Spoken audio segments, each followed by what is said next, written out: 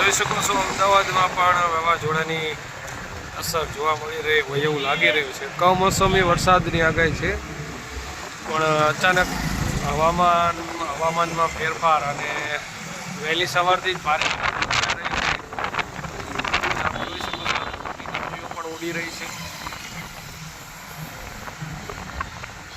આ છે આપણે અમદાવાદ નવા વાળાનો વિસ્તાર, જ્યાં ફૂલ પવન સાથે ડમરી ઉડી રહી છે.